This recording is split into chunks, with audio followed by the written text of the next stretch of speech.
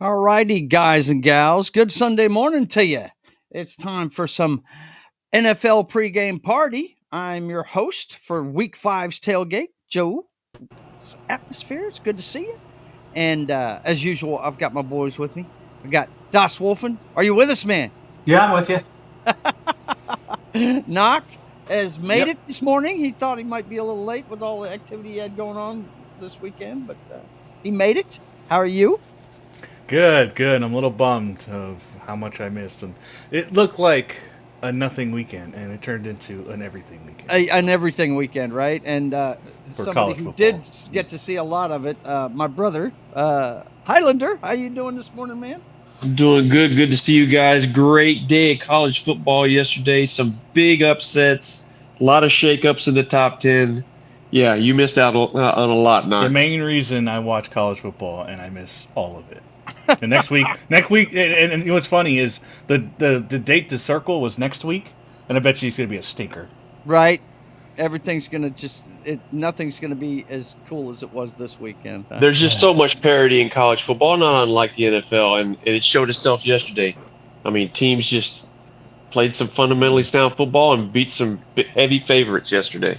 Well, we'll let Knock do the play-by-play, and Danny can do the color on this edition of our college breakdown. So go ahead there, Knock. Get started. Yeah. One good thing on the drive home is I got I've started listening since I got my new car. I got the Sirius radio, and I listened to the college CBS College Sports Radio all the way home for the hour-long show, and got to catch up on a lot of things that happened, the big stuff that happened yesterday. But we're going to start on a Friday night. Let's do Thursday night. Sam Houston is only has one loss in the season, so put their name in the possible Group of 5 chat. Long shot, but still there. They're having a great season. I think they only won like one game last season, so good on them.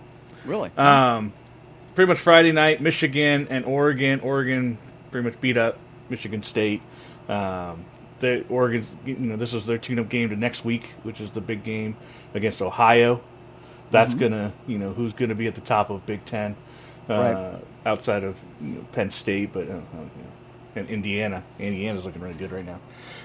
UNLV, they had some little drama with their quarterback recently. They came out swinging last week and got a whole bunch of points, but they went against Syracuse and good old Kyle McCord, who was at Ohio last year. Syracuse lost last week to not be undefeated anymore, but they came back and won in overtime. I gotta watch the highlights of that one. 44-41 in OT. So UNLV was one of those teams slated to possibly be in the Group of 5 spot, but this loss is a big one. So they still got Boise State coming up here in a couple weeks, so that might be their chance to bounce back. But that's a big loss for their chances of being that Group of 5 team. Just real quick on that UNLV, that's sign of the times with that quarterback citing that some of his NIL deals commitments were not met, and he's left that program. So that's just a sign of the times for the NCAA football. Yep. Yep. Yeah, I haven't heard any resolution about it. That's probably the cause of the parity that you were talking about pre-show too. Because UNLV has come out and said that they didn't make any kind of deal like that. So I haven't heard any actual resolution about that. I have no doubt that someone promised them something. But did he get it out on paper kind of thing? But that's the nature of the business now, right? Yeah. Now it's a business. Yeah. I saw a poster after last week when they were winning that big game last week. Or when they won it, someone had a poster that said, "This is UNLV, not UNILV." I thought that was pretty good. That's a good one, yeah. I guess we got to start with the big one. Alabama losing to Vanderbilt. Wow. When my brother texted me about this, I was like, no way. I was keeping track of this one. Yeah. Saw them go up 13-0. And the one thing I will say about that game, and I watched the whole game, Vanderbilt beat them up physically at the line of scrimmage. They held the ball for over 40 minutes. Yeah. And when it counted, when they need to have third downs, when they need to keep the ball moving against what used to be a pretty sound Alabama defense, specifically the defensive line, that line is not there anymore. And Vanderbilt really pushed Alabama around on both sides of the ball at the line of scrimmage, which is different for Alabama. Would you say this looked more like a Pac-12 game? It did because, well, you know what? Alabama only had the ball for maybe 17 minutes, and they put up 35 points. But Yeah. they could not stop the option read that Vanderbilt was running at them. I mean, they physically beat up Alabama at the line of scrimmage. Yeah, they held the ball all game. For sure, and you see it a lot of times where like a team will go up on the other team at the beginning of the game, and then in the second half, the talent will come in and well, it happened last week, right? Yeah, Georgia came back on, and that was pretty close in this one to happening, but Vanderbilt just stuck with it the whole time, and then just Vanderbilt had an answer offensively every time, and they chewed up so much clock. I mean, but on both sides of the ball, the physicality, the we're gonna beat you up was coming from the Vanderbilt side, not the Alabama side. Wow. And on both sides of the ball. And the crowd was Alabama. Like it was full of. It was 80% Alabama. Yeah, and it was just crazy. And they're playing at Vanderbilt. Yeah. Wow. Yes. Tore the goalpost down and threw it in the river. I think I saw one where I think it was a 17-play drive, 10 minutes off the clock for Vandy in one of the drives. And they were. I think I saw the stat this morning. They were 12 of 18 on third down. Wow. 12 of 18 on third down. That's amazing. And just a couple days ago, Nick Saban was like, the only place you can't lose is Vanderbilt. Well, yeah. Yeah, there you go. He should have never said that because they played that on the caption. Yeah, caption was Vandy took that personally. He put the no Nick on it. Yeah. Oh no. Yeah, okay, so next up we got Ohio. So yeah, I can't wait to see. So 2 p.m. is when the rankings drop. I can't wait to see them today because there were so many upsets. Ohio over Iowa, 35-7. It was what 7-0 at the half. They let them have it in the second half. I thought we talked about this game last week. I thought Iowa would go better, but they got their doors blown off. They have no offense. They've never had an offense. I wasn't expecting. Tennessee was up 14-3 in the third. I saw that. For the next one, Arkansas this one surprised me. Yes, Arkansas won. Yeah. Yes, I saw this was another one that was going while I went into the movie and came out and was like, "What the heck is going on?" The Razorbacks. So I got to go back and watch the highlights of this one. But yeah, man, Tennessee goes down. It was weird. Like last week, their offense wasn't pulling. Ever since that Oklahoma game, they haven't been firing on all cylinders. Now, hang on 1 second, guys. Let me ask a question. I only saw a little bit of this when we got back from the movie theater. It was on, and I saw that the Razorbacks quarterback got hurt, and the backup came in. Did the starter ever get back on the field, or he came back in for one play, and then he was pulled out? So they finished that game with the backup. Time with the backup. Okay. They also lost their field goal kicker. So they did a lot of this with second, and again, they physically got after Tennessee, and Tennessee didn't answer. Wow. Okay, next up. Georgia handles business with Auburn. Not much coming from Auburn this year. They're just kind of a punchy bag of the SEC at this point. Mm-hmm. Penn State gets a win over UCLA. Not a whole lot of points there. UCLA just can't score. That was another physical game. Penn State. I watched a little bit of that, and good game. But I want you to check into something for me next week. I want to. Now that we're getting into conference game, I want you to look at the Pac-12s, the old Pac-12 teams, how they're doing in their new conferences. Compared to the. I think they're calling for Lincoln Riley's head right now. I can tell you that they're 0-2 in the Big Ten. I tell you what, that's a question best served after next week because the one game that matters is Oregon and Ohio. So that's Pac-12 coming in. But you got, and we'll mention this down the line, but you got Washington and Michigan. Washington beating Michigan, which is a big one. That's the championship replay what do you call it? But rematch. But that's not the same teams. I was fixing to say Michigan lost a lot of players in the draft. So did Washington, and their they both lost their coaches. So definitely different teams. Yeah, definitely. Right there. Probably the thriller of the night, which I again said I missed, but it was way too late. There was no way I could be up anyways to see this one. But I watched the game this morning. Miami and California. California was up 35-10 at one point. Yeah, I went to bed. I was like, that one's over. Got up next day. I'm like, gee whiz. Yeah, Miami got it. They got a touchdown win for 2 to make it 18-35, and then 21 points in the fourth quarter. Wow. Came back. Wow. Yeah, it was Miami nuts. storms back and beats Cal. I like So that. this would have been the cherry on the top if they had lost. But Miami stays ahead in ACC. They got to keep it. They got a couple other teams that are right behind them. I'll mention here I tell you, Clemson's later. playing some good football now. Since that first loss, they are really starting to get Stop the thing going ahead, rolling over there. Thailander.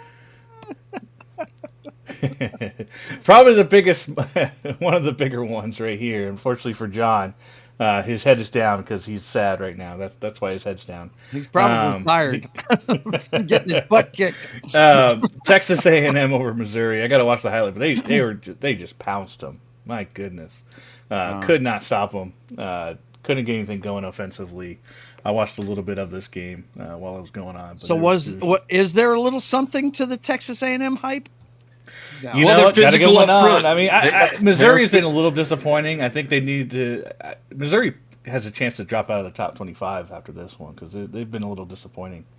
They've only beaten crummy teams. Yeah, really. I tell you, the 2 calls early in the first quarter really changed the complexion of that game. They were really bad calls too. They go a different way. I think you have a different complexion coming out of that first quarter. But once those 2 plays were called the way they were, Texas started rolling on them. Then they got up on them quick, made Mizzou one-dimensional, and it was over from there. Over. Okay. Yep. So and then we got Michigan and Washington. Washington, takes the win on that one. Just the problem with Michigan is they threw for a touchdown. That was about it. They don't have a passing game, and so they're if the run doesn't work for them, then that's it. That's their offense. So they're one-dimensional. Pretty much, yeah. Yep. Gotcha. This one was a bit of a surprise. Minnesota over USC. I guess I love it. I love it too. Yeah, nobody likes USC, so Lincoln Riley, you piece of shit. He is. He wrecked the OU program. Good That's right. Yeah, so I got to watch the highlights of this game still, but yeah, Michigan, another upset, just crazy. Ole Miss bounces back. Gophers. Ole Miss had that big loss last week. I think it was Kentucky. I think it was. Yeah. And so they bounced back. A lot of people were hyping up South Carolina about their defense. And Ole Miss, they came. South Carolina just doesn't have a quarterback that can really threaten other than run game. Yeah. So they got a good defense, but they're on the field all the time. So that's it. That's a nice. Ole Miss will probably get back into the top 10 after all these upsets. So they'll probably be at like 9 or 10. Clemson will probably jump up a few spots too. Yeah, the FSU. How about the fall? That's got to be studied. The fall of Florida State. They need a documentary on how much that has fallen. After that, look at Iowa State though, undefeated in the Big 12. They go against Baylor. They handle Baylor, and there's number 16. I think Dave Aranda's battery life in Baylor is really blinking because they're going the wrong way. They got great facilities. He inherited a pretty good program, and they had one good year when he took over, but since then they're really falling off. Baylor was always upsetting teams in the Big 12, man. They were. I don't know what's going on there. No doubt. But Iowa, I mean, Texas and OU are the gone. Cyclones. I always root for them. Go Cyclones. Yeah, no doubt. Yeah, so we'll see what happens with them. They're certainly making a name for themselves in the Big 12, and they, you win the conference championship in the Big 12, you're in. Mm-hmm. Yeah, simple as that. Boise State's still rolling. They've only had their only loss of the season to Oregon, and they only lost that by a field goal. So. Watch out for Boise State. Ashton Jeanty, I think he only had like a dozen carries, if that, for 108. He had a 63-yard touchdown and a 75-yard touchdown. They let him out the gate a lot, huh? Yeah. So 62-30 over you. Boise State is the leading team right now in the Group of 5 choice.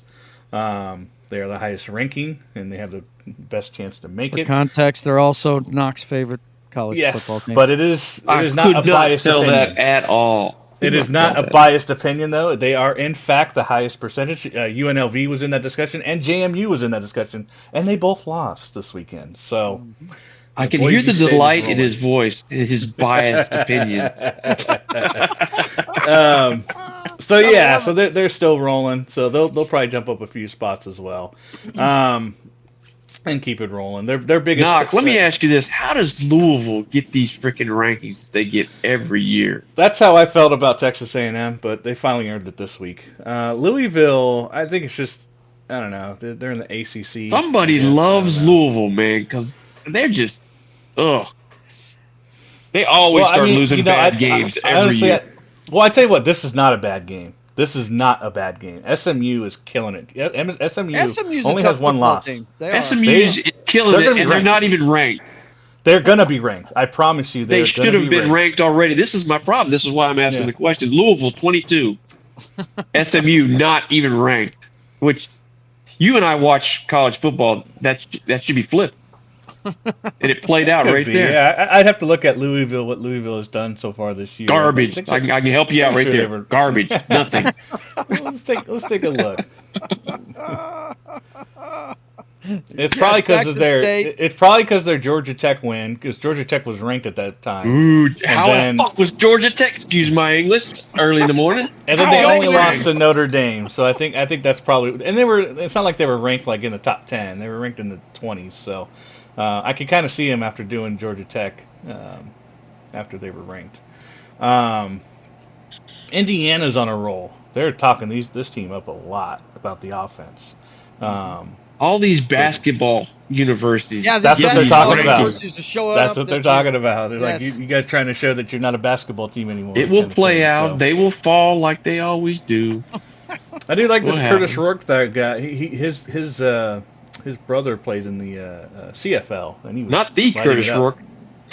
Garbage. Wisconsin gets a big win. Let's see. Just taking a look. Pittsburgh is still undefeated. Undefeated. Yeah, so they might get ranked next week. They should be ranked. Yeah, okay. Let's keep Louisville going. We got a couple here. It's going to take a lot for. They're going to have to go undefeated to get ranked. But Navy and Army both with a win. We can go right past the service academy. You just go right past that. Hey, they won. They beat them up 34-7, 49-7. So nothing to see here. Keep moving, please. No, they manhandled those teams. All right, move on. Nothing to see here. Please, Pittsburgh. Nothing to see here, please. I don't know if the Air Force has even won a game this year, man. I think they've won one against probably the next team. Let's take a look, shall we? Oh yeah, Merrick. No, they won let's against don't. That's America about doesn't it. want to know about that. They just want to keep on little old Merrick, little FCS Merrick. Probably the highest score of the day. Tulane, 71 points on UAB. So Tulane. Look, somebody with the Blazers owes Tulane some money. And look, the two losses that Tulane have had was it Kansas and another, a good program. They didn't take on cupcakes for their out of conference, so they're going to get penalized for that. But that Tulane team is a good team. Hey, child. Yeah, they've had some close losses for sure. We always start with the college football scores. We're going to get to the NFL here in a little bit. And she wanted to know how Penn's doing. They won. They're rolling. They're still undefeated. They won. Yep, they're rolling. Uh-oh, hang on. Before you get started again, that guy is here.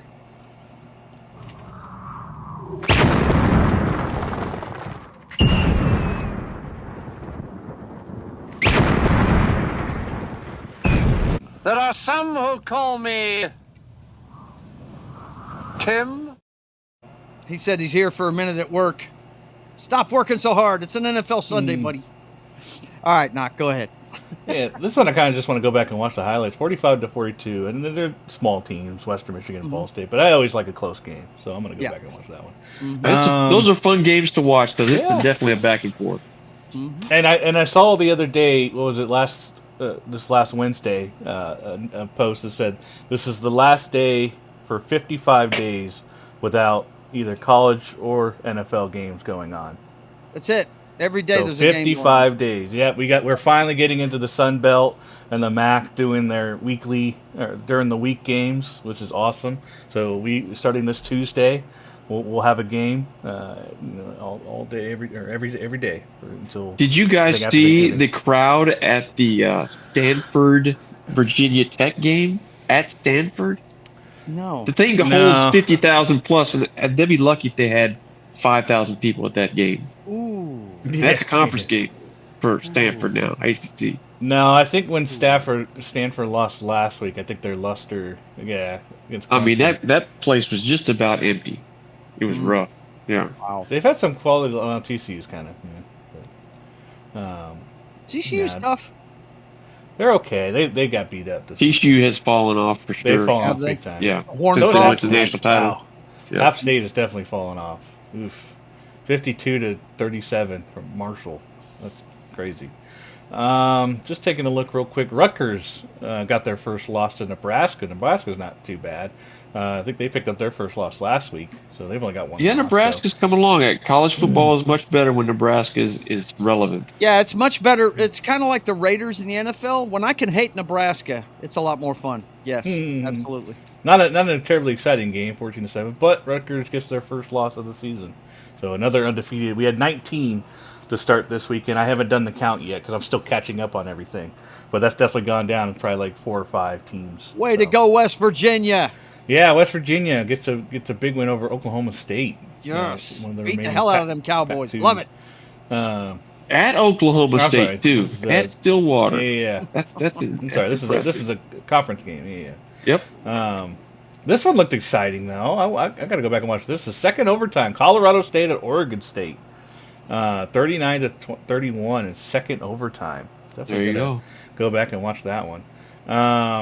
Let's see. Just taking a look. Here you go. This is the one that we got the next two University right here. of Louisiana at Monroe beats. It's a big win for that program. That's a huge it really one. I got to is. go back and watch that. It's a one big for loss sure. for James Madison. Big loss for James Madison. Now, James, where did they go to? They went to Indiana, right? The coach for JMU took all his guys and went to Indiana, and Indiana's undefeated right now. Killing it. Undefeated. JMU's undefeated coming into this game. They were undefeated, coming into this. And ULM is they only just, have one they loss. haven't gone to a bowl game in, I don't even know how long. Dude. They were talking about like 20 years or something. It's been a long time. Their only that's a loss is tough place to to play. Texas. I mean, they lost big time, but, So that's a big win for the ULM program. It really is. It really is. Yeah, absolutely. And then you got the Raging Cajuns only have one loss, I believe. So they got Southern Missouri. Let me go back to the other screen. I don't like this view. And then UCF was 3-0 until last week when they played Colorado, and then they lost 2 in a row. Florida's just kind of Florida. Yeah. But the Dukes get their first loss of the Dude. season. Put those Georgia basketball schools where they deserve to be, damn it. Damn it. So, and then we got Texas Tech is quietly having a pretty good season. They only got one loss. They really are. This was By the actually way, a really good just game. for some context, the reason why I love the fact that Duke lost is because that guy below me is using Duke as his college football team right now, and he's just in the playoffs just recently. So that Arizona team is not. That's a pretty They good both went team in that right game there. with the one loss. Yeah, they that was a good game.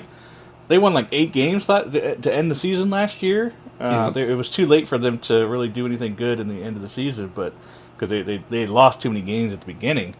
I was flipping back and forth between that and the Cal game, and that Texas Tech Arizona game was a very physical game. It wasn't the 45-50 shootout that you normally see between those two teams. They were really getting after each other. It was a good game to watch.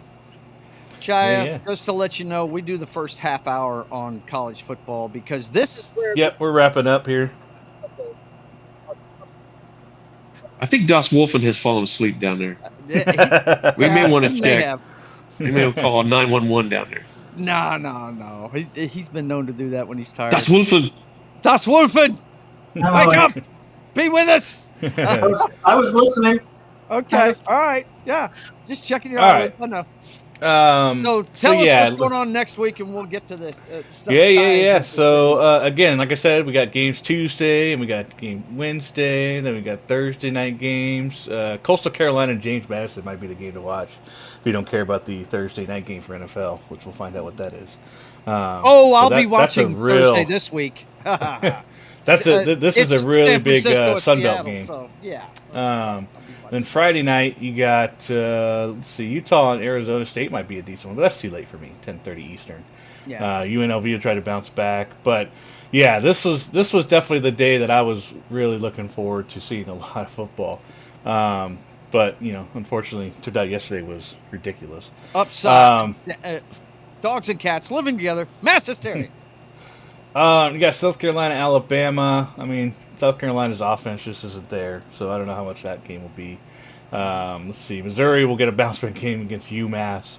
I'm sure that'll be fine. Let's see. I'm trying to think of the ones that I really want to see.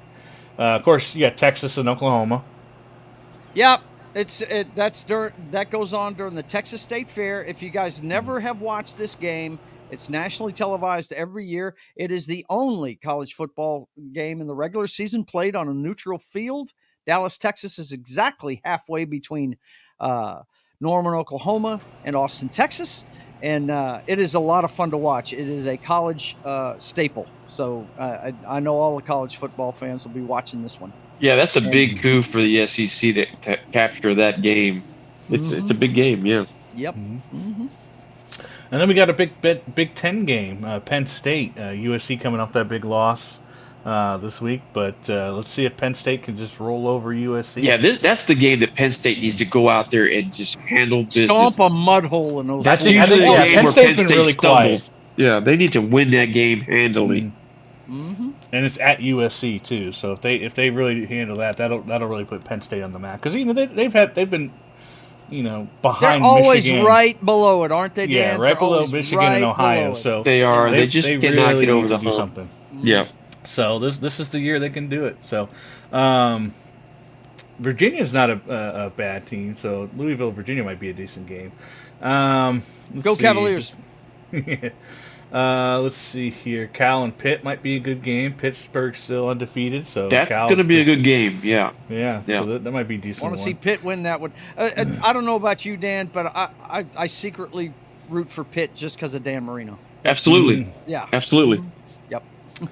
Arizona, BYU. BYU's undefeated. They had a bye week this week, but this is a pretty BYU number 17. Yeah. Craziness. The swarming Mormons. Florida and Tennessee. Tennessee coming off that loss, so that might be an interesting one. Washington State and Fresno State, two pretty decent teams, so that might be a good game. This is probably the game of the week right here, though. Ohio and Oregon. Don't discount that next one either. Hold on. Yep. Ohio State they have a case of being number one. I wouldn't be shocked if they get put number. They shouldn't, because Texas, I think, still has the better win. But don't be shocked if Ohio gets number one after this week, after beating up Iowa. Because everyone was talking about that defense for Iowa. And then Oregon, this is their welcome to the Big Ten, kind of thing. Yep. So they're playing at home. They've been doing good. They got Dylan Gabriel from Oklahoma. They got him to come over there. So this is probably one of the bigger games of the year for sure, outside of the Alabama-Georgia game, I would say. So this will be a good one. Then you got Ole Miss bouncing back, and then LSU had the week off. Yeah. So LSU should be rested for this one at home. I don't think you can get any more advantage than that. They're still suspect in the secondary, and that's going to be a tough game. Ole Miss can get some points. They got some really good wide receivers there. What I'll be curious this coming week is how these teams that did the upset victories, how they perform the next game. Do they win those games, or do they have these get up for big one let game down? and then fall down? Yeah, that's what I'll be curious to see. Yeah, Vanderbilt will be probably the biggest one. They got to go to Kentucky. That's Yeah. So we'll Iowa State, undefeated, going to West Virginia. They had a big win this weekend, so that could be a pretty decent game that night. Just looking ahead, Kansas State at Colorado. Colorado's still trying to get ranked again, so that could be a big game, but that's pretty late. I'll probably be asleep by that point. Oh, you're And taking then- on the Warriors this week, buddy. Yeah, Nice. yeah. I mean, Nice. yeah, we're not going to have much competition. We got probably two games that are really have us a challenge. Probably San Jose, you got UNLV, and then you got Oregon State. But we could run the table if we keep playing like we are. Then we can run the table and get into that playoffs. That'd be pretty cool. So, but yeah, that's pretty much what's going on for college right now. There's a lot of upsets. I'm sad I missed it, but I'm definitely going to go back and watch the thing. What's it going to do to the top? I can't wait until the rankings come out at 2 o'clock today. And it comes out at what time today? 2 o'clock p.m. Eastern. 2 o'clock p.m. Pay attention to your news feed from ESPN. I get the notification on my phone as soon as it happens, and I look through it, and it's going to be crazy how they're going to rank it this week. Well, let's get to what people tuned in for, the NFL. Yep. Thanks for that college breakdown, fellers. I appreciate it. And Speaking actually, of which, what's going we may on have a game? new show in the works. We talked about it pregame. I don't know. We'll have to work out a time. I think it's probably going to have to be Saturday morning, right? To do that. Who knows? We're thinking about doing a college show, though, just to do that. But that's for the future. Right now, let's talk about the NFL, and we got to start with the first game of the week this week. Actually, no, we really need to start with the game from last week, don't we? We need to start with that. Let me pull that up real quick. Didn't we have 2 Monday night games this last week? I believe we did. By the way, 10 minutes to go in the third quarter. Minnesota has the ball at midfield. It's 17-7. They are moving it, and it's 17-7. They just got a false start. I was going to bring that up whenever I showed that game. Let's see. It's ongoing. So keep going. Yep. Let's see. That would have been week 4 games. All right, here we go. We had a good game and we had a shit game, boys and girls. Let me tell you. The first one the first kickoff was the Tennessee, 2 teams not going anywhere, boys and girls. Tennessee versus the Miami Dolphins. And I don't know about you guys, but it's a wash this season for the Miami Dolphins, I'm pretty sure. They can't do anything without Tua. They made the mistake that a lot of teams make. Unlike the champs down there always have a veteran quarterback, right, that's backing them up. And look at what happened with the Colts last week, right, with Flacco being on the bench when Richardson He's probably starting again, too. Flacco. That's right, Flacco. You got to have a backup quarterback in this league, okay? It showed up in the game that's going on right now. Green Bay. Malik Willis getting 2 wins. Malik Willis get a couple of wins. Sam Darnold got busted up during the play on a sack. And who's their backup? It's a guy... Nick Mullins. Nick Mullins came in for one play and got him a first down. He threw the ball downfield, too. You got to have a backup quarterback in this league, and it's something Miami does not have. They're reaching right now. They started, what was his name? Tyler Huntley? Is that who they started in this game? Yeah. The guy was on Green Bay's roster forever? Yeah, it's just horrible. And first ballot Hall of Famer. Right, he was on the first Ravens ballot Hall of Famer. Yeah, it's bad. It's bad. And they lost Phillips for the whole season again. I mean, this whole team seems to be made of glass, and they can't even play 17 games. Taking on their personality of their head coach. Yeah, hey, what you going to do? He's a great offensive mind, but some people are just coordinators. You know what I'm saying? And that may be the case down here in Miami. Lincoln Riley. Yeah, hello. But anyway, that was the first one. We had that piece of poo-poo. And then, boys and girls, if I can get to it. If you just use the middle freaking trigger. Yeah, well, you know what? I don't remember it all the time, man. So kiss my ass. Nah, he doesn't remember Mr. it ever. Yeah, there you go. The Seattle Seahawks lose to the Detroit Lions in Detroit. What impressed me in this game, first of all, kudos to the Lions for winning. We showed up better than I thought we would, because I don't know if you guys saw the injury roster, but we had all of our linebackers out and 2 of our pass rushers. So I don't think it mattered, though, because what I saw out of Detroit's offense and defense this team is all of a sudden playing like the San Francisco 49ers. They will beat you up. I saw a run by Montgomery, who is just a human fucking bowling ball. He was bouncing off dudes that were trying to take him out. I saw a cornerback come up and try and get him, and he put that guy on his ass, put his shoulder right in his chest and blew him up. I mean, the Detroit Lions are tough. They can run the football. I think they got back to the formula of running the football, by the way. The week before in the loss they had, Goff threw it 55 times. He threw it 18 times and never let the ball hit the ground in this game. He went 18 for 18. Perfect fucking quarterback rating. It's ridiculous, man. We just couldn't stop them. We couldn't stop them.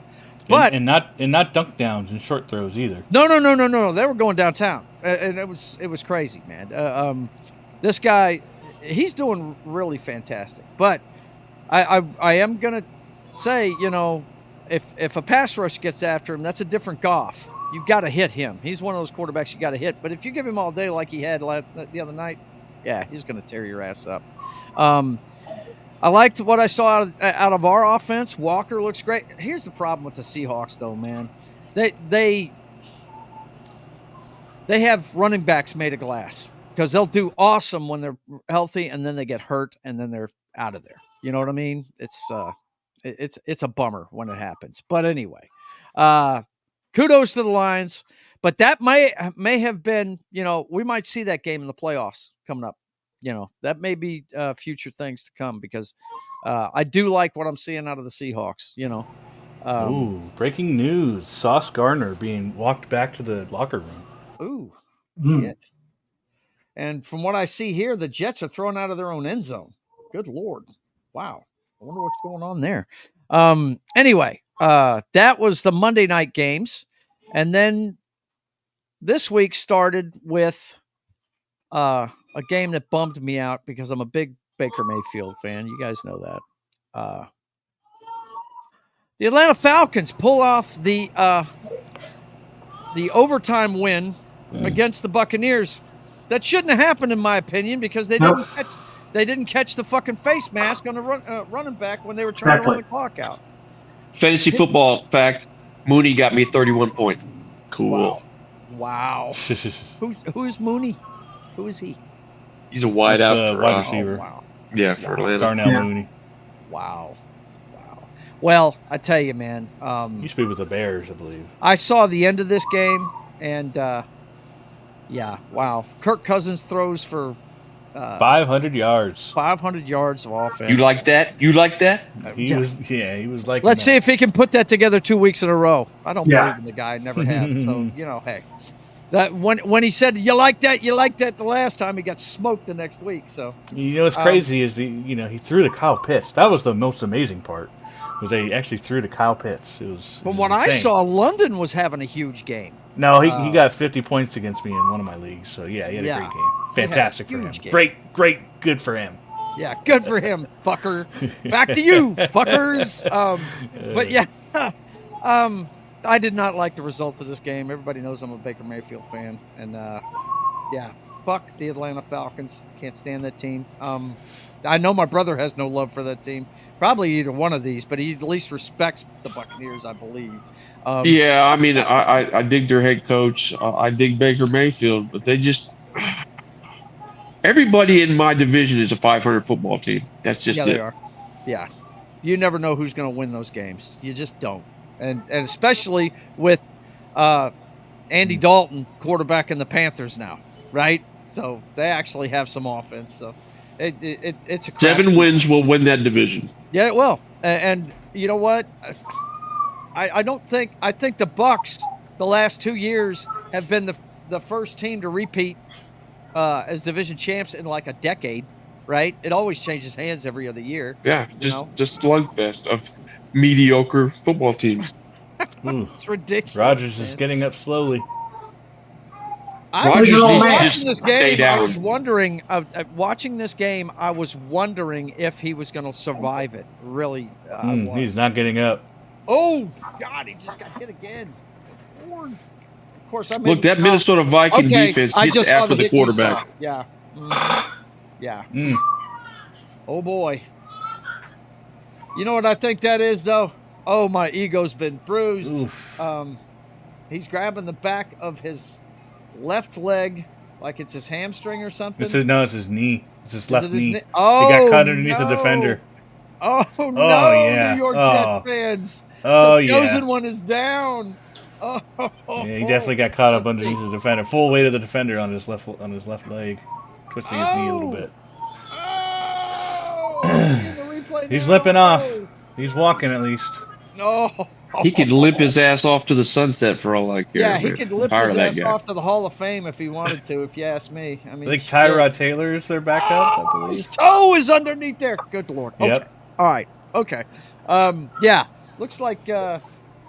The Jets are going to have a hard time coming back in this one, boys and girls. We still got as you see there's 6:11 left in the third quarter. They have time, but against this defense that is just relentless, man. They blitz more than anybody in the NFL, and it puts pressure on the quarterback. It really does. That kind of mental beating it's taking its toll on Aaron Rodgers. He just limped off the field. But anyway, we'll see what happens in this one down the stretch. I think everybody that I know picked Minnesota in this one, so I don't think anybody took the Jets in this one. But they're playing in London, England right now. Really? And Aaron Rodgers is coming back on the field. You're kidding me. Wow. Yeah. By the way, as soon as I say that, right? Right. The Superman. Detroit, Tennessee, Philadelphia, and Los Angeles Chargers are on a bye week. Okay, that's the bye. Buys this week? Cool. Yeah, bye weeks start this week, don't they? Yeah. Yep. Okay, so that's where we're at on that one. We'll see what happens. Aaron Rodgers, maybe that's what he needs for motivation to slice his team up. Who knows? Maybe he'll get pissed and start beating these guys up. For what I've seen out of this game so far, though, it sure looks like he's airmailing shit to me. But, that's just me. But anyway, let's get on with the Sunday games. Speaking of those Carolina Panthers, they're taking on the Chicago Bears. It's in Chicago. Of course, Caleb Williams finally threw a touchdown pass last week. So he's improving. He is improving. As much shit as we give that kid, he is improving week to week. He needs to learn how to play within the pocket instead of trying to run around. He's not at USC anymore, and he needs to figure that out. And then you've got Dalton, who went up to Cincinnati in a revenge game and threw for a lot of yards. He just couldn't pull off the victory when the Bengals got off the mat last week. In this one, I think I took Carolina in this one just because this is got, the trust in Andy Dalton shouldn't be in the same sentence ever, but I trust Andy Dalton more than I do Caleb Williams in this one. So that's why I took the Panthers. Now, Chicago's got a really good defense. To their credit, they do have a really good defense. So that's my thoughts on this one. Knock, what do you think of this one? I think I just got to go based off of the Bears defense on this one. I think they're a really good defense, and I think they'll feast on the Panthers. I think they need to rein in Caleb Williams for sure. Just play to your strength, right? Get him to, if you got to, just start calling run plays, right? To get him to not screw it up, right? I don't think he has to do a lot. I think this Bears defense could carry them. He just lets them and not make mistakes and put them in bad situations. So I'm going with the Bears for this one. I can't trust the Panthers, even with Andy Dalton. I can't trust him yet. But let's give him a week. I hear you, Dan. What's your thoughts? This is a team in your division. What do you think? Well, I'm going to go with the Bears because I think of the two teams, they're a little bit more sound defensively at the line of scrimmage. I think they'll win a low-scoring, ugly freaking football game, 13-10, something like that. But yeah, Bears. Okay, John, thoughts? I'm going to Carolina. Yeah, that's. I trust the quarterback for Carolina more than I do the one for Chicago. That's why I picked. I mean, Chicago's got a stout defense, but I don't know. I think Andy Dalton's going to take this chance, saying, "Hey, look, I can still play." Yeah, and I believe he knows this is his last shot. You know what I mean? If you saw the press conference for when they said that he was going to be the starter during the week, when he was talking at his locker, he looked excited. So, I mean, he said he felt bad for the kid, but he said, I'm ready to go out there and show I can still do it, So, that's why I took him. I trust the quarterback. I don't trust either one of these quarterbacks, but if I had to choose between the two of them right now in their careers, I'd take the veteran. Yeah, for sure. Okay, so we're split on that one. Next up, we've got the Baltimore Ravens coming off of what I thought was one of the most beautiful victories in NFL history, because we all know how much I despise the Buffalo Bills. It was so much fun to watch them get smashed by King Henry and the Baltimore Ravens last week. I mean, that first run they had from scrimmage was it was awesome. It was so awesome. It was shot out of a cannon for an 87-yard touchdown. Longest run from scrimmage in Baltimore history. It was so great. And they're taking on their division rivals in Joe Burrow and the Cincinnati Bengals, who finally got off the mat and got their first win. This is one of those throw out the records things, man. I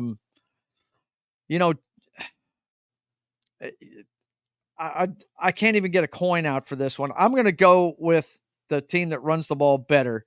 And I think Joe Mixon being in Houston now is a big loss for the Cincinnati Bengals. That's all I'm going to say. Ravens upgraded their running game as if they needed to. And I think their defense is better too. So I think they can run the ball and stop the run better than the Bengals can. And that's what I'm hanging my hat on this one. Baltimore. What do you think, John? This is your kryptonite going up against Baltimore. What do you think? I don't know. I think it's Joe Burrow's just starting. Because he starts out slow. Let's be honest. Yeah. Mm-hmm. He's 0-3 was not typical for him, but 0-1 and 0-2 is not that out of the yeah. But I think they're hurt by the lack of a solid run game. But they do have two excellent wide receivers and a guy that can throw the ball to them. Mm-hmm. So, and the Ravens are the Ravens. I mean, they're stout on defense, and they've got King Henry. Mm-hmm. So, this is a hard one to pick. It is hard to pick, man. It is. I'm going to go with Cincinnati. Mm-hmm. Going with the home team. Yeah. Yeah.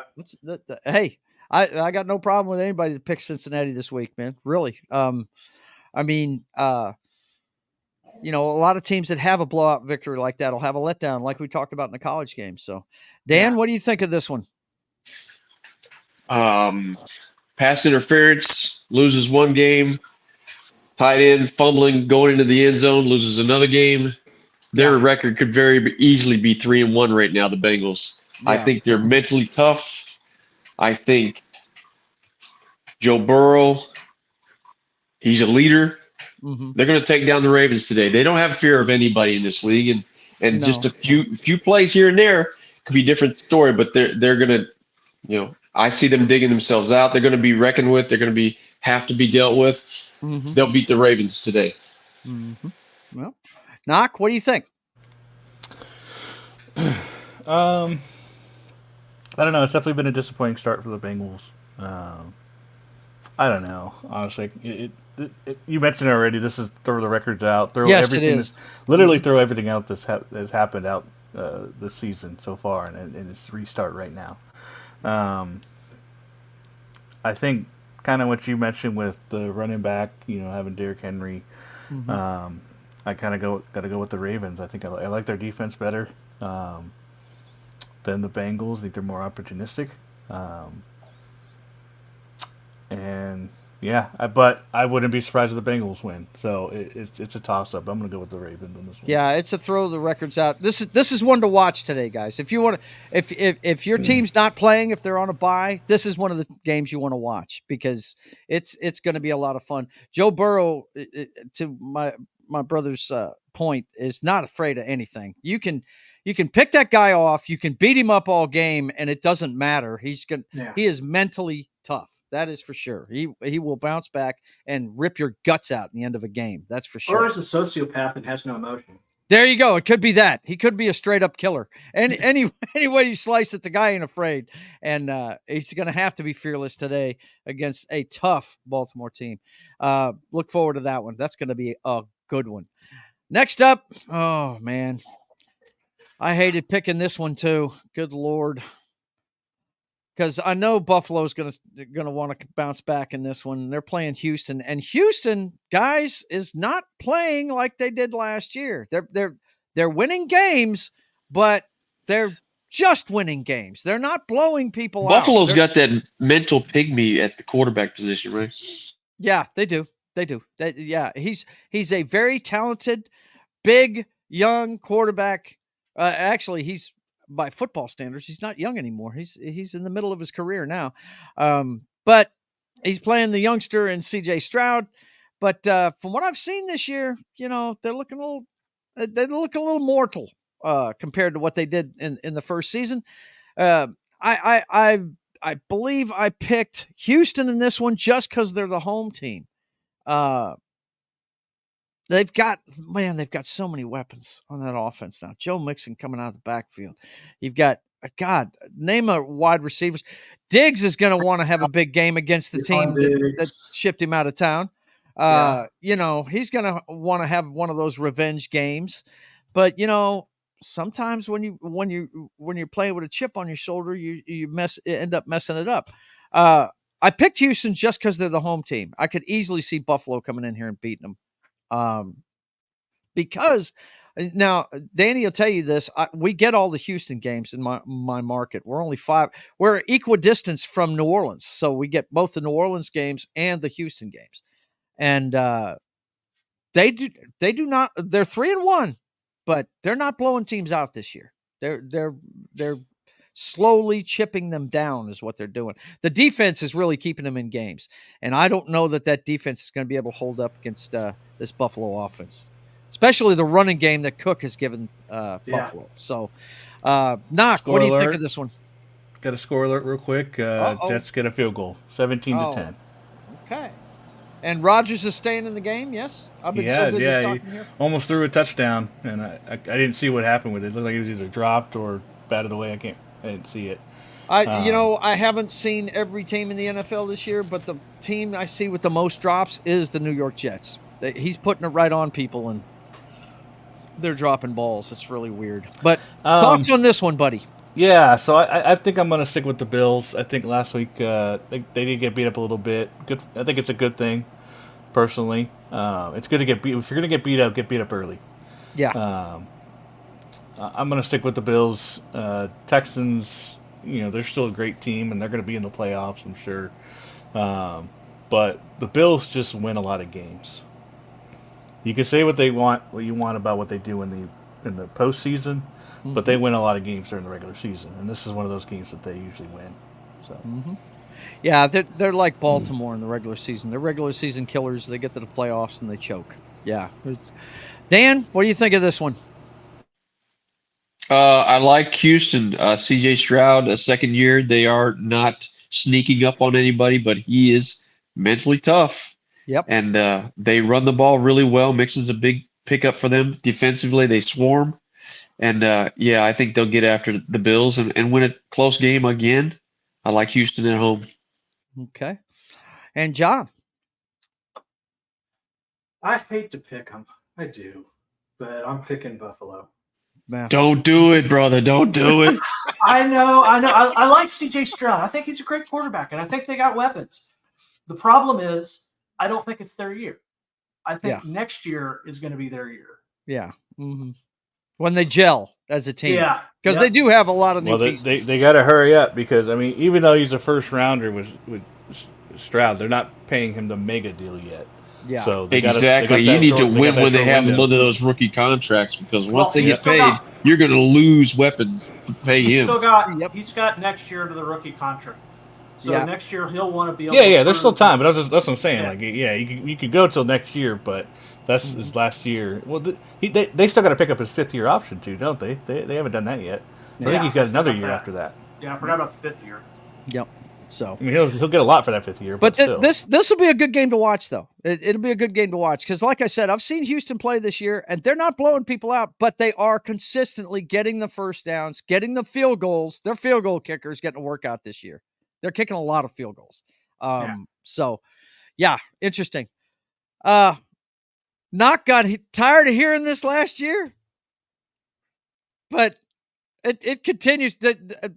Real quick, one of you guys search and see if Richardson's starting in this game. Because if he's not, the Flacco I don't believe so. continues. I think I saw Flacco was starting. The Flacco Sons. Yes. Flacco needs to be starting. That's just all there is to it. The guy's a Super Bowl champ. He can get it done. I'm telling you, man. Woo! Love me some fucking Joe Flacco. It's awesome. Yeah, Anthony Richards is out. That's what I'm talking Yep. about. So is Jonathan Taylor. After I said all that, you know what? Jonathan Taylor's out? Yeah. What? For the Colts? Ooh. Yeah. His ankle. Yeah, still, though. Joe Flacco. I trust They're him. fielding the practice squad.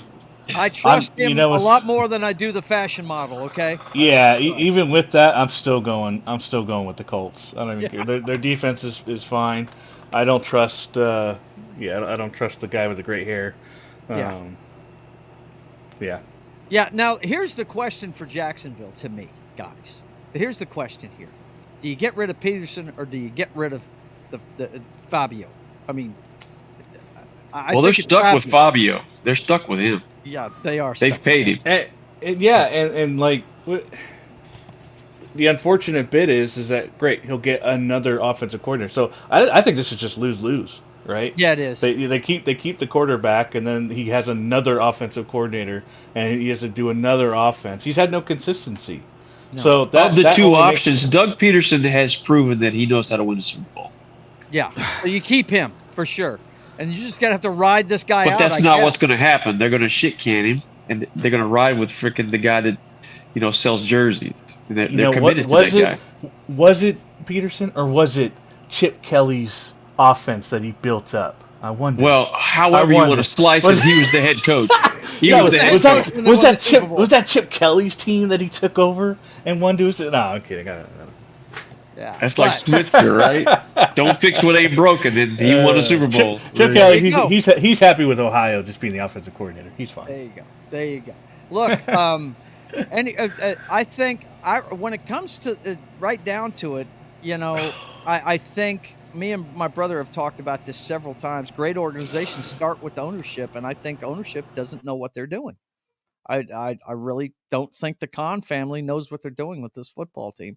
And I can't remember who said it. I think it was John that said it. They're more worried about moving this team to Great Britain than they are winning football games. So they're playing for that move to Great Britain, so for expansion spot. Yep, it's crazy. All right, Dan, it's Terry time. You can text me. No, I'm gonna hang in today because Kim is not feeling too well, so I'm gonna hang in today. As far as this game goes, I'll give you my pick right now. I think the Jaguars get off the schneid today. I think the Colts have too many key people out.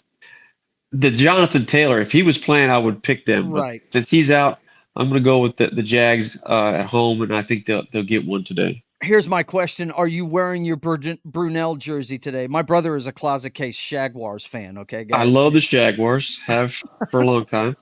I'm actually wearing my Ray Lewis jersey today. Oh! He wants to see them Ravens. Oh. I'm wearing the Ray Lewis, and I picked I don't think I picked them to win today, though, right? Yeah. No, you didn't. Mm-hmm. Did he pick Cincinnati? Yeah, you picked Cincinnati. I picked the Bengals today. Yep. Yep. But hey, it's always good to wear a Ray Lewis jersey because he's awesome. Always awesome. Knock, who'd you pick in this one? I'm still going with the Colts. I'm not going to pick the Jags probably at all this year. Yeah, I don't. It's going to be hard for me to pick the Jags this year too. It really is. And John, you're going with Indianapolis, right? Yeah. The 0-5 Jaguars. The 0-5 Jaguars. Yes. Okay, guys. Look, as much as I hate to say this, I watch both of these teams. Somebody's got to win this football game. And I think it's going to be the Patriots. I think their defense is going to shut down this inept offense.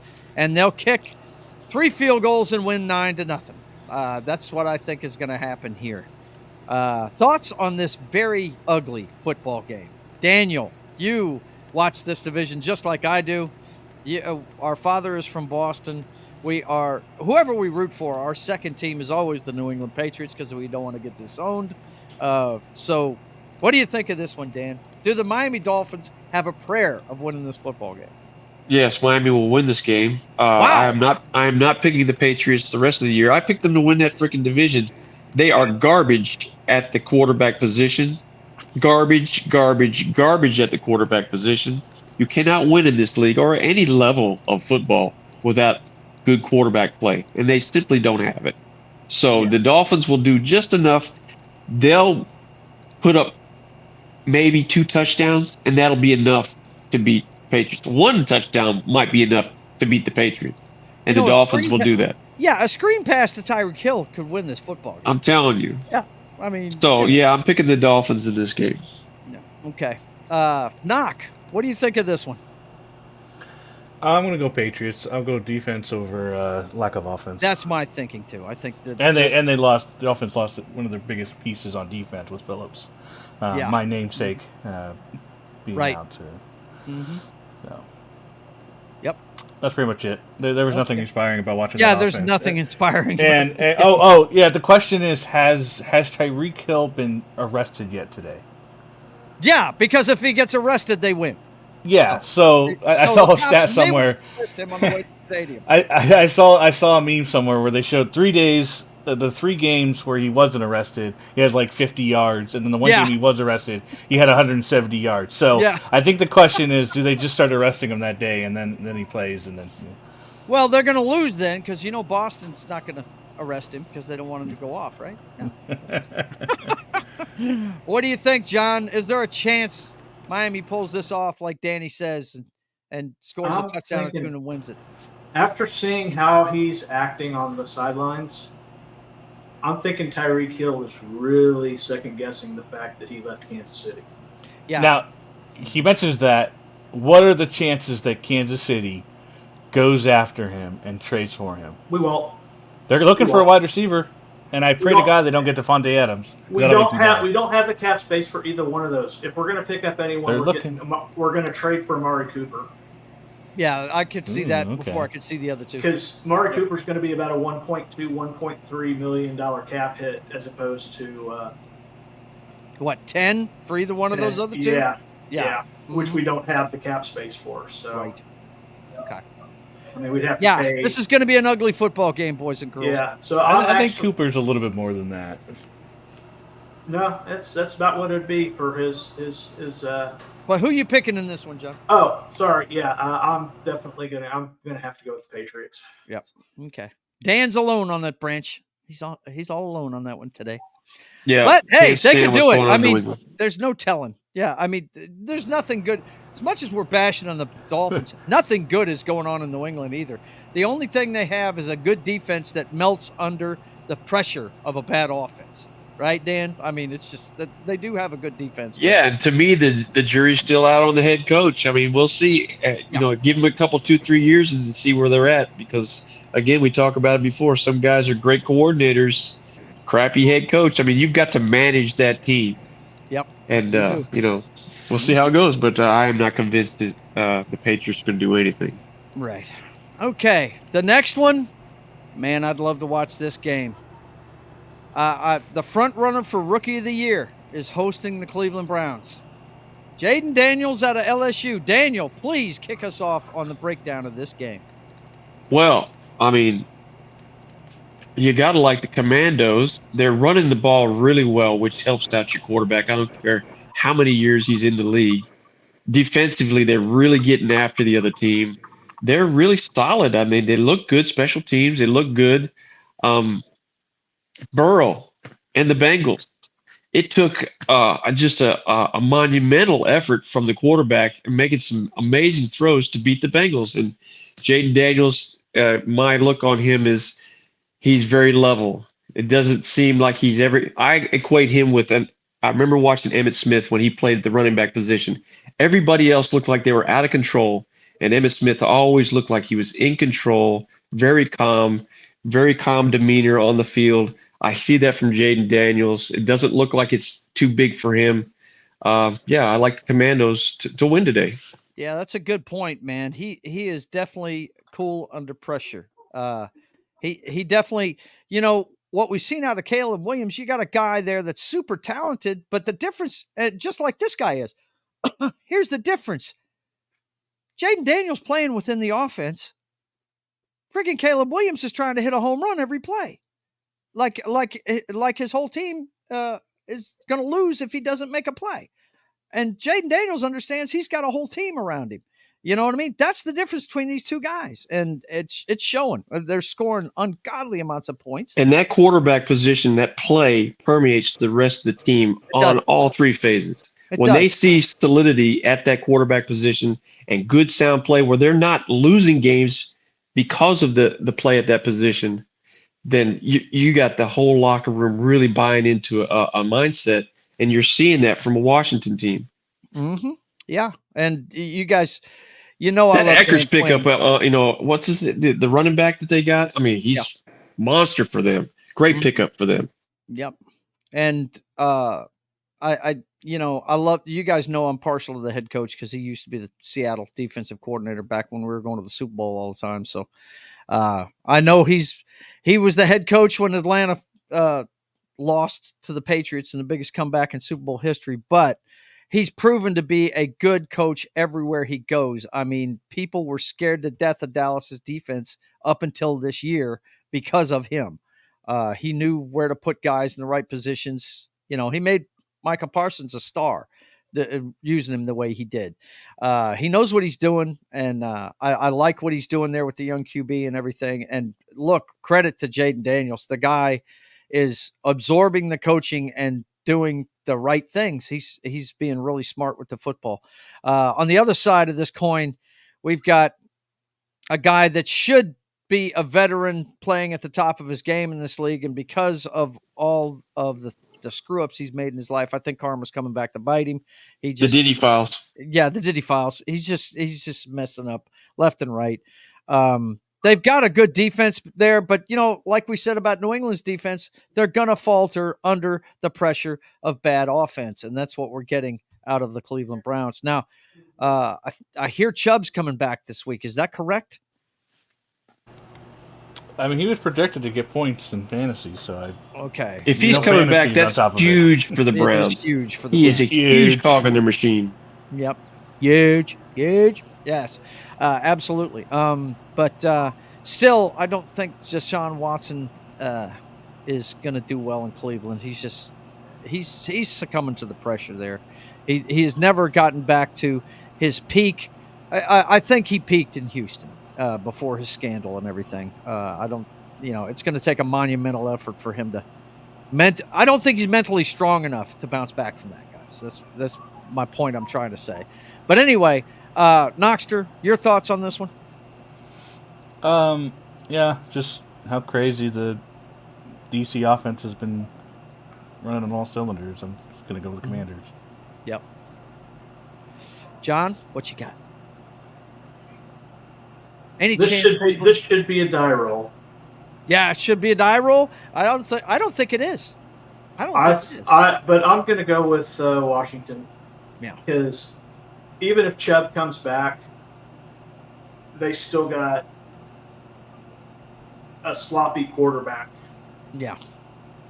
And I think they're just a better team in Washington right now. Mm-hmm. Yep, I'm with you. No, it looks like Chubb is ruled out. Oh, is he ruled out? Well, then come on, Cleveland. I'm not going to. No, Washington has a good chance of winning today. There you go. How's that, Dan? That better? He was afraid I was about to put a no-Joe on that team. Don't do it. Don't do it. Should I put it on Denver this week? Is that who I should put it on? No, I'm just kidding. We got the Denver Broncos versus the Las Vegas Raiders. Two 500 football teams. One with a rookie quarterback, one with a veteran backup that has now been thrust into the starting role and is doing decent. But when he was a backup, all he did was come off the bench and win. I know Danny's partial to Gardner Minshew because he played with the Jaguars for so many years. Heck yeah, that guy can play, man. Yeah, and I don't know. This one's it's going to be an ugly football game. I can tell you that because both of these teams are playing ugly. But I do have to say, Denver's not our defense. Offense, yeah, your defense top notch. They're playing really good. I don't know where you're generating the pass rush from, but it's happening. And I'll let you talk about that when I throw it to you. But the offense incrementally is getting better. I mean, don't expect Bo Nix to come out there and light it up every week, but I expect him to get better. And he is getting better week to week. Of course, the thing with the offense, and Danny can speak to this too because he's a big Saints fan. He knows Sean Payton's offense. They have to run the ball if they're going to win football games because everything comes off the run. The screen game, all of it comes off of that running game. And if you're going to get the ball downfield, they have to be able to run the football. And so I'm going to say I'm just taking the home team in this one. This looks like a level playing field to me. All the numbers look level to me.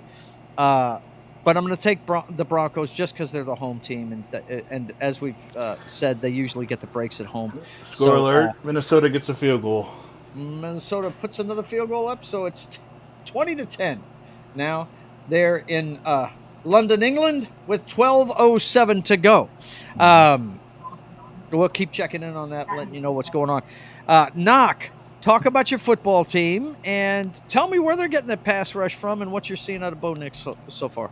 Just been some really good. I mean, I don't think they get blitzed a lot, or I don't think they blitz a lot, but they just get in there. They front four has been really good.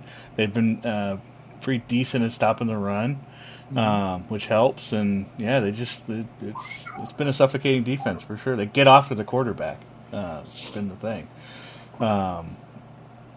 And Devontae Adams is not playing in this game. Whoa! Why? So he's hurt. Oh shit! So yeah, that's a weapon we don't have to worry about. So Surtain will probably cover the second wide receiver. So hopefully that'll help with coverage and so it's just this game's going to be all about because our run game is not good at all. So it's going to be on Bo Nix again. I was shocked with that Bucs game. How they pounced on the Bucs. When they're in the Jets game, it was definitely defense. I think it was the rain. I thought Bo Nix would have been a little better with the rain being out of Oregon, but I guess I don't know. But once the rain settled down, the offense started picking up, and they got those 10 points. He definitely looked better in the second half of that game. So it's all going to be predicated on if Bo Nix can get going or not. Way too many 3 and outs. It was pretty much as bad as it was when Tim Tebow was there, and basically how our offense has been the last 5 years since Peyton Manning left. It's 3 and outs, 3 and out, 3 and out. Get the ball after the half, 3 and out. It's like, okay, why defer if you're never going to score after the half? It's just. Okay, broad strokes. When they're running the offense, how is the running game doing? Are they putting up 100 a game? Not really. No, okay, the run game. They get a few runs, but they're just not enough. It's always 2nd and 10, 2nd and 9, always. And then or they'll go incomplete on first down. I personally always hate the idea, and I know you try to do to get third down more manageable, but I hate incomplete first down, run for a yard, 2nd down, so it's 3rd and long. Yeah, and that's our offense. A lot of times, and I know they want to get the ball out real quick, but I think everyone and their mom knows they want to do quick screens, so they never go anywhere. They never go anywhere. I hate the short little passes. He's had time back there, Nix has, and early on he's just been too nervous and he doesn't throw an accurate ball. I think him and Sutton finally got going a little bit, which is good. So I really wish we had kept Tim Patrick. I feel like he would have been really good for us in this, but we need to get the ball downfield more. We need more shots. We need to take more risks. Who you like in this one? You think the Raiders are going to jump up and bite you, or well, I've picked the Broncos twice and they've lost, and I've picked against the Broncos twice and they've won. So I really want to pick for the Broncos this week. So I guess we'll see if I'm the one jinxing it or not. Okay. So I'm going to go with the Broncos. I think they have, especially at home, I think they have a good chance of getting this one. But it all depends on Nix and the play calling. Which Danny, would you do me a favor and expand on what I was talking about? How Sean Payton's offense is all based on the running game? Absolutely. I'll give you two names right off the top. Started with Deuce McAllister and then ended with Pierre Thomas. These are two I-backs. We were averaging 4 or 5 yards a carry.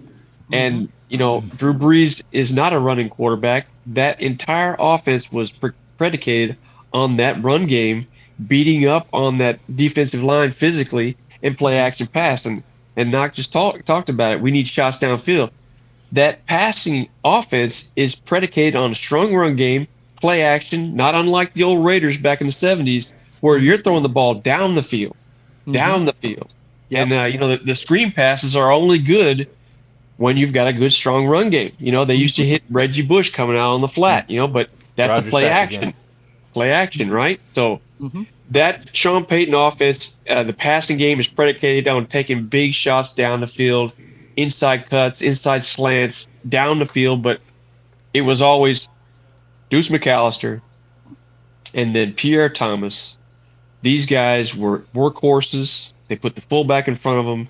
They ran for 4, 5, 6 yards a carry, setting yourself up for short yardage, 3rd and 1, 3rd and 2, 2nd and 1, 2nd and 2, which is great for passing downs when you're setting 2nd and 1, 2nd and 2. And that's not happening right now. That is not happening. If Bo Nix is your ball carrier and that offense will not work. It just won't. So who do you think? I'm taking with all that being said, I think the Broncos win a tough one today because I just don't think of the two teams, the Broncos have more upside than the Raiders do. Yeah. And now that you got Devontae Adams out, I'll take Broncos in a slugfest, a close one, but they'll win. Yep.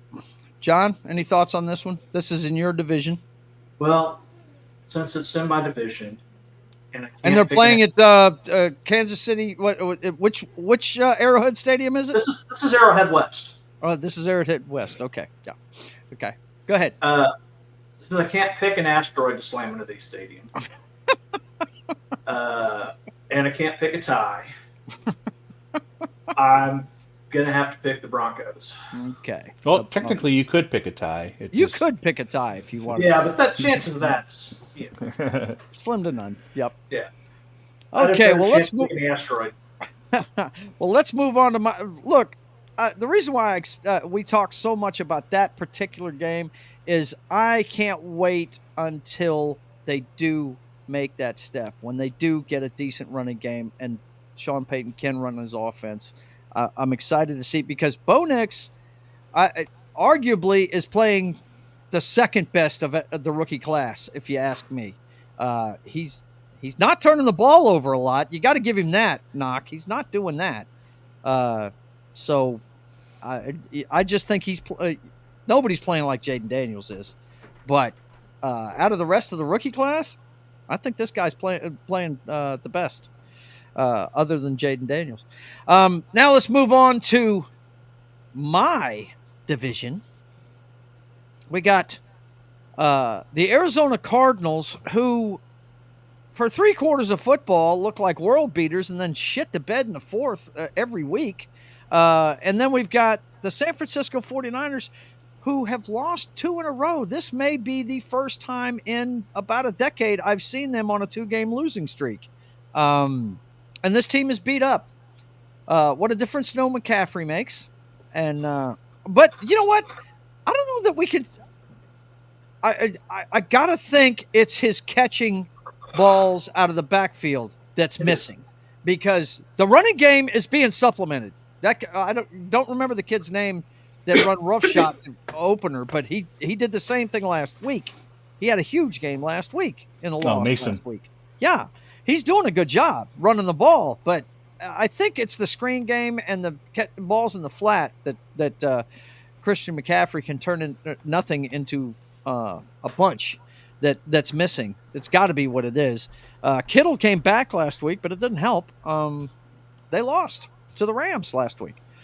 So this is going to be a division game where they beat each other up. I think the 49ers bounce back this week, though. I think they're going to get a win this week against an Arizona squad that's scrappy. Don't get me wrong. That coach there in Arizona is getting the most out of Kyler Murray, but he's got the football IQ of a Josh Allen, so he can screw it up.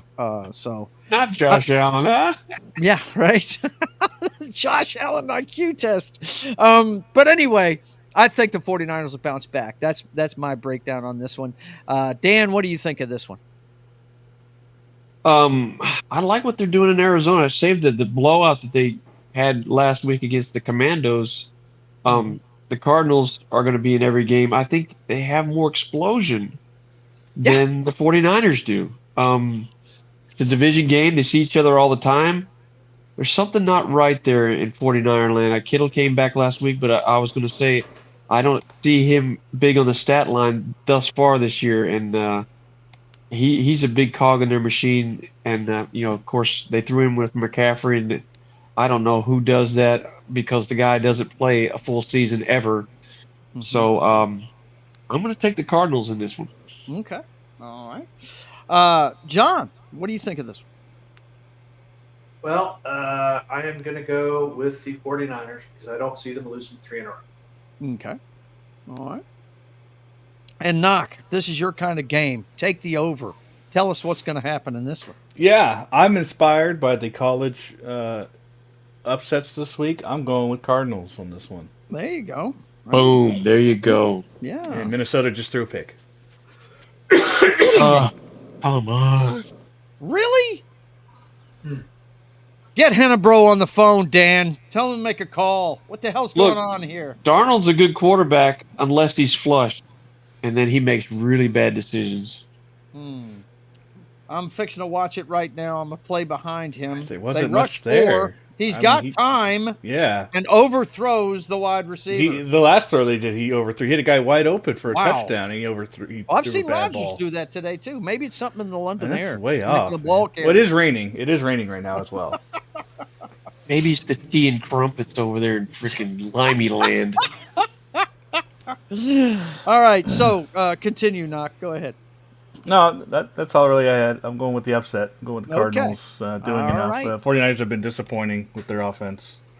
I personally am rooting for a tie and as many injuries as possible because I'm playing the home team in this one on Thursday night. So, yeah, that's what I'm rooting for in this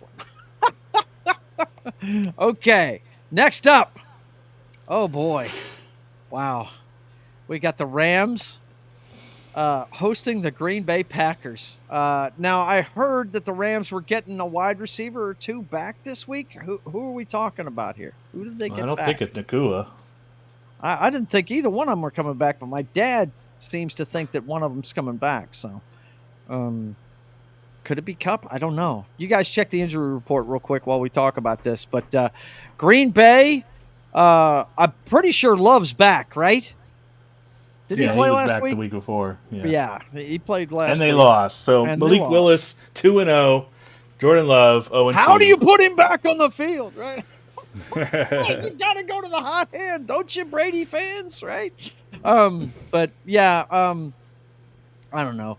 I don't trust either one of these football teams. But I do know that the Rams play like they're world beaters against their own division, and they suck against everybody else, so I'm going to give it to the Green Bay Packers this week.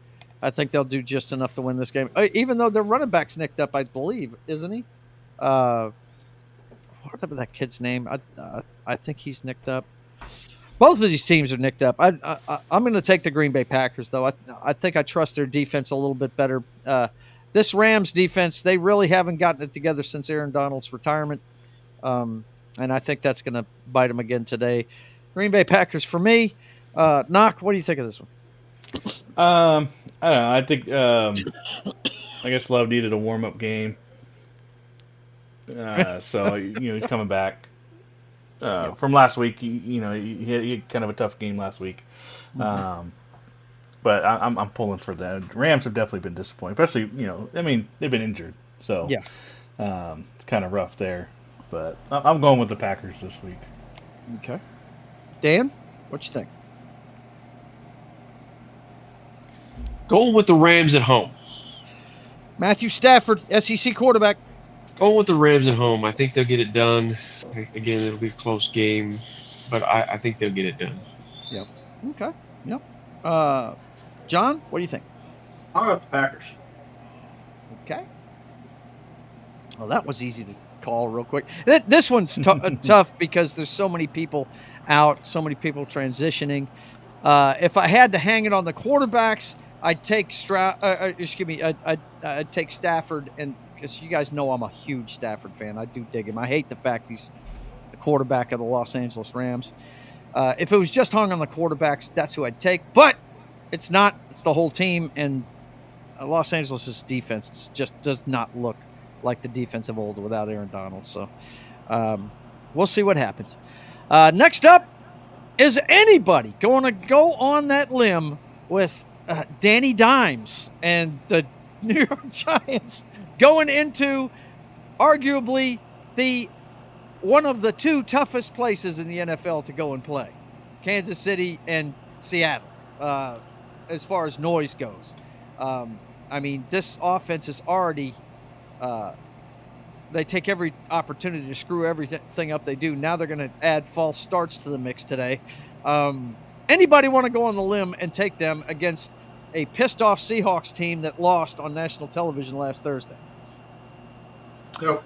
No, nobody wants to jump up. I would give the Giants a little credit, at least offensively, if Malik Neighbors, who's been probably the best rookie wide receiver this year, but he's out for this game. So yeah, the LSU product. LSU. What is it with LSU and wide receivers, dude? They crank them out, man. Whoever the wide receiver coach is in LSU, he needs a pay raise because, dude, they're just tearing it up. There's one playing for Minnesota right now that's just a beast, you know.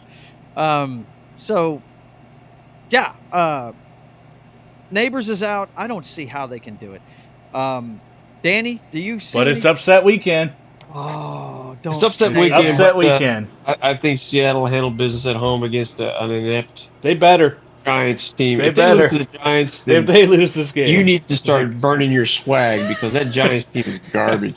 I am not burning this hoodie, bro. I'm not doing it. I will forever. I will never let this be forgotten. I will forever. Anytime you say the 12th man, I will say, "How about them Giants?" There will be no 12th man if they lose this game. That's all I'm saying. I hear you, John. Do you as well? Don't give them a chance of going up there and win, right? No, I don't. Not with their star wide receiver out. But I'm trying to turn over a new leaf. I'm not guaranteeing a victory. I'm not doing that. I double dog dare you. I triple dog dare you. Double dog dare. Doing it. Fuck that. I'm not doing it. But they should win this game. They should. Next up, boys and girls, this is going to be fun to watch. I don't think it's going to be fun to watch at all. Oh, I think it's going to be fun to watch. Because let me tell you, first of all, this is a rivalry that goes back to the 70s. I mean, if it wasn't for the Pittsburgh Steelers, the Dallas Cowboys probably would have won 4 Super Bowls in the 70s. Okay? They played 2 against Pittsburgh and couldn't beat them. Right? I mean, these two football teams defined the 70s. And I know, whenever we talk Dallas Cowboys football, we're always talking about the past, aren't we? We're never talking about the present. But you mentioned earlier about ownership. Yeah. The Rooney family and they've always owned the Steelers, and every decade that Steeler team is viable. They are competitive. Every year. They are knocking on the door. When they don't make the playoffs, they are knocking on the door. Right, and they don't go through head coaches like paper towels. No. They have stability, and they're there. Mm-hmm. As much as I hate that team, I love the way they're built. They hang their hat on a good, tough running game, a good, tough defense, and they believe in the line of scrimmage. They do. That's what they believe in. Mm-hmm. Yep.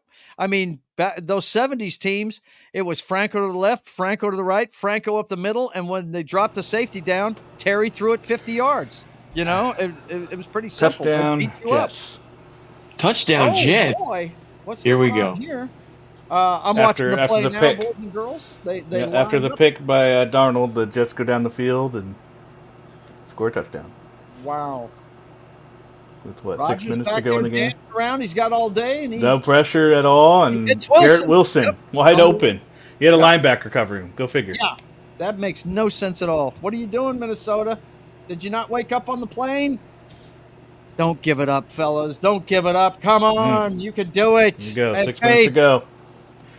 Oh, God. But anyway, back to this one. This is going to be fun to watch because I think we all know Dallas has not played their best football yet. They have not played their best. They played their best football. I think they're not very good. Yeah. I think they're not very good. Yeah. And I think it's all the running game. And they're having to pay players now, and they don't have the supporting cast anymore. You know, they got 57-year-old Ezekiel Elliott out there running the ball. Yeah, he looks like Emmitt Smith from that commercial. Doesn't he? 22. What? But I'm picking the home team tonight. The crowd's going to be raucous. They're going to be all about beating up Dak Prescott tonight. TJ Watt gets home a couple of times, I think. And we all know if Dak doesn't have time, if he starts getting hit, he's going to start giving it away wholesale. Not guaranteeing a victory again. I'm just saying that I think that Pittsburgh's defense, as long as Justin Fields doesn't screw this up, and he hasn't been screwing it up this year. He hasn't been. I got to give it to the kid. As much as I busted on him when he was in Chicago, he's actually – I could not see any scenario that they would give the keys to a guy that I love in Russell Wilson, but it clearly is past his prime and is not I hate to say this, but it's proven over time. I'm sure Knock can speak to this. He's in the Josh Allen club when it comes to football IQ. It's, he had easy stuff with a great running game in Seattle. All he had was a couple of looks and throw it deep. And, when he had to read a defense, he screwed it up badly. So I don't see them giving the keys back unless Justin Fields shit the bed. And he hasn't done it yet. He's just being smart. And when it's not there, he pulls it down and runs, which is what the kid can do. So, Knock, what's your thoughts on this one? I'm taking Pittsburgh. I'm still having a little trouble trusting the Steelers' offense. Defense is fine, obviously, but I don't know. I'm going with the Cowboys on this one. I don't have a good feel for the games this week at all, but yeah. I don't know. I'm going to look for the Cowboys to bounce back on this one. You're going for the offense, yeah. Okay. Yeah. Okay. All right. Dan, what you got in this one? I like Pittsburgh at home on the grass, a physical game. Cowboys don't have a lot of balance offensively. They've got some key injuries on the defensive side. They don't run the ball very well, which doesn't bode well for the passing game. Mm-hmm. Steelers get after the quarterback. I think the Steelers win this game going away, actually. Yeah. Okay, I don't know if they can pull away from anybody. Their offense isn't that good, but you know what? But I think they're going to get a lot of short fields because I think because they're one-dimensional, the Cowboys. I think interceptions are going to rule the day, and I think they're going to get some short fields, and I think they're going to pull away. And just to be fair, guys, I rooted for the Cowboys when I was a kid before Seattle came along in '76. I was 11 years old when I started rooting for them, but. I really like Dak Prescott. I think he's a great guy. He's a high-character guy. He's from our town here. He's from the Houghton area of the Bossier Parish on my side of the river. We all rooted for him in high school and everything. But and Danny can tell you he single-handedly beat the LSU Tigers one year when he was playing. We don't talk about that. Yeah, we don't talk about that. But he has mentioned that before. But as much as I root for the guy, I know how it is. When he starts getting hit, he gives it away, and he's gonna I believe he's going to give it away a few times tonight. What do you think, John? I'm picking the Steelers. I think TJ Watt is going to feast. I think Dak's going to spend a lot of time on his backside. Yeah. So, yeah. We know how this is on national television with a raucous crowd in a place that is tough to go into and win, like a Kansas City, like a Pittsburgh, like a Green Bay, like a Seattle. Man, it can mount on you fast, and we'll see what happens. That's what I'm seeing. And then John and Danny's football teams collide on Monday Night Football. We've got the Kansas City Chiefs hosting the New Orleans Saints. Oh, Dan, go ahead. You started it. Go. Yeah, Saints get blown out. Derek Carr throws at least 2 picks, and the Saints get blown out. Oh, I don't know if it's going to be that simple, but it's going to be totally that simple because Derek Carr is. Last 2 weeks, you see who Derek Carr is. He has cost us 2 games in a row, and the Chiefs are going to come at him, and he does not do well under pressure.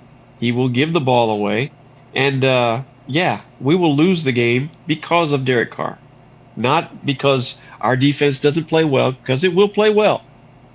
But Derek Carr will cost us the game, and the Chiefs will beat them handily, no problem. Yep. Every time they write the Chiefs off with injuries and all this stuff, they just, you know what they do? They go out there, they play good defense, which is not good for the Saints because, yes, Danny's right. It has been proven this year. If he's got time, Carr will slice you up. But if you get in his face, he will throw it right down the middle of the field. Doesn't even matter if the guy's open or not. He will give it right to the other team. I hate that for that team, too, because they're a good football team, man. Defensively, the Saints are really good. They can give the Chiefs problems tonight, but, they're nicked up. The Chiefs are. If they're going to get got, it's going to be right here in this window because they're going to get the Chiefs will win the Super Bowl again. They're going to lose some games along the way, but they're mentally tough. Yeah. They are stout at, I say it all the time, line of scrimmage, and they know how to win. They know how to win. They know how to handle adversity. The Saints do not handle adversity at all, and they will give it up. And the Chiefs will win handily on Monday night. I picked Kansas City in this one. Our father, for some reason, thinks the Saints are going to go in there and they're going to go marching in. Yeah, they're going to go marching in, he says. Dad does not like Kansas City. He does not like Kansas City at all because they're challenging the Patriots' records and all that stuff. So, yeah, he doesn't like Kansas City at all. Talk about your football team, John. What do you think? You're coming to Arrowhead. Yeah. Sold out crowd. Yep. Monday Night Football. Monday Night Football. Yeah. We were down a wide receiver, but that doesn't really hurt us all that much. Still down Pacheco as well. Yeah, we're down Pacheco as well, but Kareem Hunt showed up. Yeah, right. Come off the couch and looked like a world beater when he played last week. Yeah, and Steele got that fumble, so it looks like it's going to be. Plus, you have Derek Carr playing for the Kansas City Chiefs, so there you go. And the rest. And we've got we moved Jordy Fortson back up to the regular squad today or yesterday or the day before. So that gives us 3 tight ends that know the system really well. And we do know that we do like the 3 tight end set. Yeah. Well, let me ask you this. I do have one question for you. What's wrong with Kelsey this year? Nothing's wrong with Kelsey this year. Okay. Kelsey. He's going on tour too many times. That's what it is. He's tired from all the jet lag. They're triple teaming Kelsey. That's what's going on. Okay. They're not afraid of your wide receivers. Okay. Yeah, they're not scared of the wide receivers, so they double up on Kelsey. Yeah. And so it's that's what's going on. And besides that, it's he's fine. It's not a big deal. He's got a slow start, but he showed up last week. Yeah. Plus, you have Derek Carr playing for the Chiefs.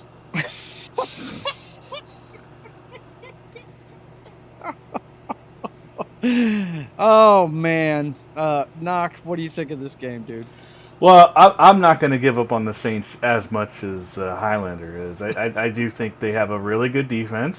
I think they have the weapons to compete. I think they have right now. They have more weapons than the Chiefs do. Yeah, You got Olave. You got Kamar. Kamar could take over a game by himself. Yeah. So that offense is no joke. So it's just up to Carr to get them the ball, rather than to the Chiefs. So that's going to be the key. And there you go. Because I don't think the Chiefs' offense is running on all cylinders. Kareem Hunt's there, but he's been known to fumble too, and the Saints feast on some turnovers. So by the way, Minnesota put another field goal on the Jets. It's 3 minutes to go, 23-17. Aaron Rodgers with the game-winning drive. Here we go. Anyways, on the field. So I don't know. I think we're going to see what the Chiefs' offense. I think the Saints' defense can do decent against here, but who's stopping Chris Jones? I mean, who's stopping him? Yeah, that's the thing. And look, you got arguably the best defensive coordinator in football they're facing too, and he knows the struggles. He knows the struggles Carr has. He's been coaching against Carr for how long now, bro? I mean, he played in Las Vegas forever. So, Oakland and Las Vegas, Los Angeles, wherever the Raiders were that week. It's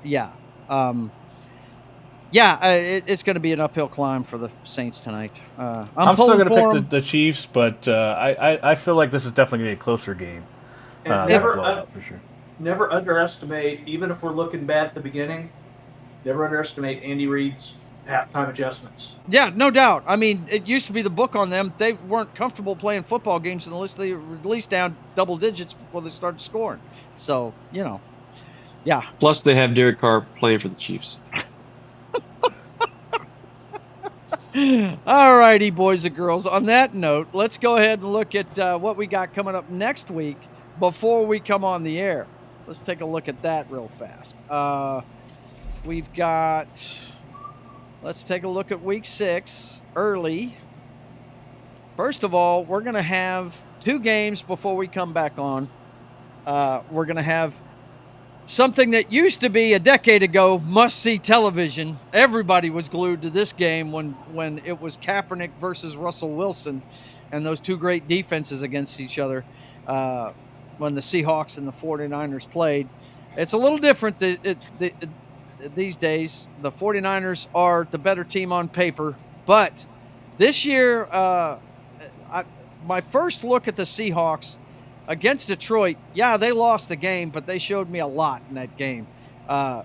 Detroit only got like 1 or 2 stops, and that's what won the game for them. That turnover where the guy lit up DK Metcalf on the side is probably the difference in that football game.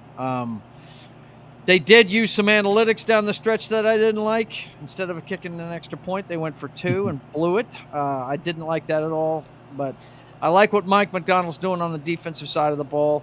And Geno Smith, I got to give him credit, man. He's making all the right throws. He's doing all the right things. Look, if we could keep these running backs healthy, man. The 1-2 punch of Charbonnet and fucking Walker. Walker's a beast.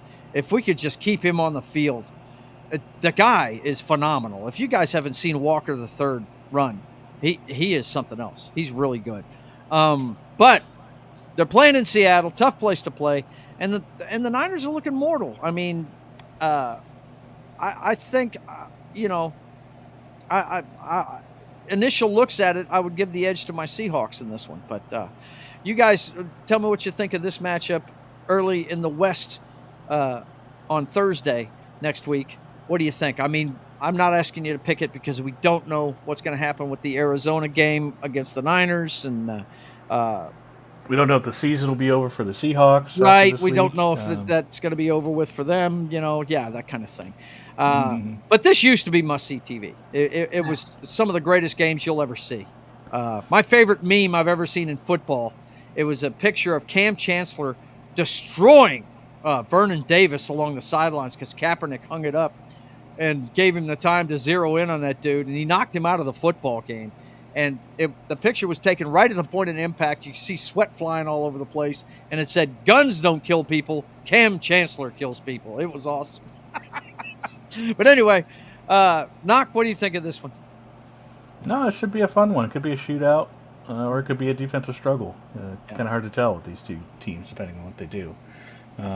I definitely think the Seahawks defense is really good. It's just last week they ran into a buzzsaw with that Detroit offense. They did run into a buzzsaw, and they were nicked up. 3 linebackers. Let me say that again. 3 linebackers were out for them, and their best pass rusher was out too. But their defensive tackles got to him a couple of times. Their defense is. You're right. You sold me on that game. Sold me on what you were talking about early in the season. Their defense is for real. They're pretty good. Yeah.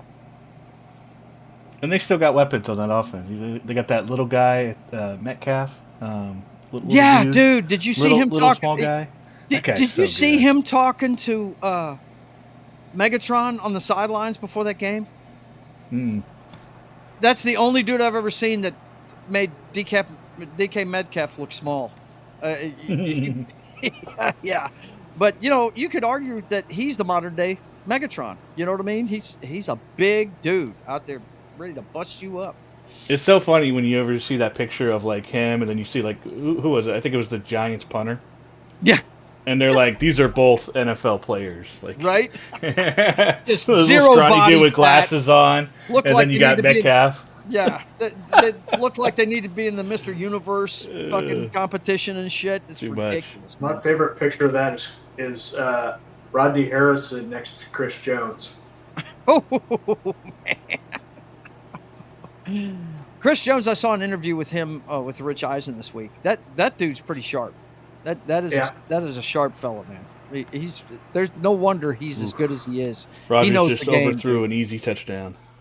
Oops. Minute 31 left. Yeah. Okay. Danny, what do you think of this game? Well, I think it's early to tell. I mean, it could be some injuries. It's tough to look at that. It's traditionally a conference game, our divisional game. Should be well contested. Derek Carr's not playing for either team, so you're not going to have that slant going on there. So it'll be a physical game like it always is between those two franchises. And I will reserve till next week. Yeah, to see don't pick. who survives this week. Injury prone. So we'll see. Any thoughts on this one, John? Before we move on. I depending on how San Francisco does today. Mm-hmm. If they do like I picked, then they're not going to have any problems. It's even going into your stadium. But wow, no problems. Wow. Okay. That may have been good to be the king, huh, John? Yeah, good to be the king. That may have been well, he's so used to seeing the 49ers in the playoffs. Right? Yeah. The only team he knows. He's never seen Seattle. But Seattle does have a really good team this year. So. Mm-hmm. Yep. Okay, let's see. The other one we've got, I think we have another European game next week. I think. Oh, is this the stinker? Is this the stinker Europe? Is that the Germany game? Here it is. Oh, no, that's not it. This is the Jaguars at the Bears. I say at the Bears, but it's being played where I don't know where it's being played at. Germany. Is it Germany? This one's in Germany? Okay. Tottenham Hotspur, I think. Tottenham Hotspur is Germany. But the Jaguars, depending on if they get off the mat today, this is one of those coin toss games to me. That's London. Is it in London again? Okay. I thought the first Germany game was that Giants and Panthers. Yeah, game. you're right. Giants and Panthers. Are you serious? Yeah, something like that. Yeah. Oh, good Lord. So to me, it was like this is revenge for World War II or something. That's so great.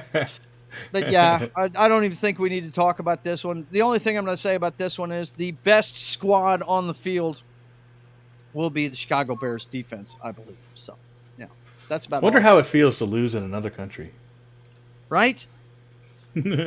Well, I would like to point out that this is probably a home game for Jacksonville. The London Jaguars. Yeah, you're right. You're absolutely right. There are a lot of Jaguars fans in London because they know that team's coming eventually. I think they're going to change their name to the Monarchs and adopt the NFL Europe uniforms and everything. That's what I think. I don't know. I could be wrong. That'd be cool. Was that a we'll pick? See what happens. I think the Falcons just picked him off. I think Garrett Wilson wasn't looking the back. Vikings? Or Vikings, I'm sorry. Let's take a look real quick. Garrett Wilson was like pushing through the defender and wasn't even looking back. And the defender was. I'm a play behind you, and I'm seeing it right now. He drops back. He flips it out there. But look, Wilson's not even looking at the ball. He's not even looking at the ball. Yeah. You can't even call pass interference because he was in. The defender was looking the whole time. And that was Mike Williams. Oh, that's a pick. If they give it to him, that's game over because the Jets only have one timeout left.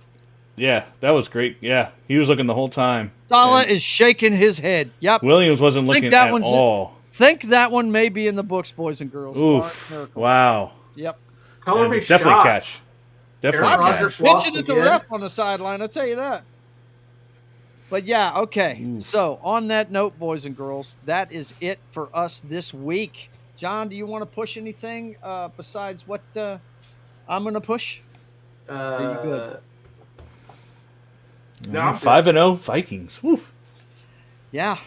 There's only 2 undefeated teams left.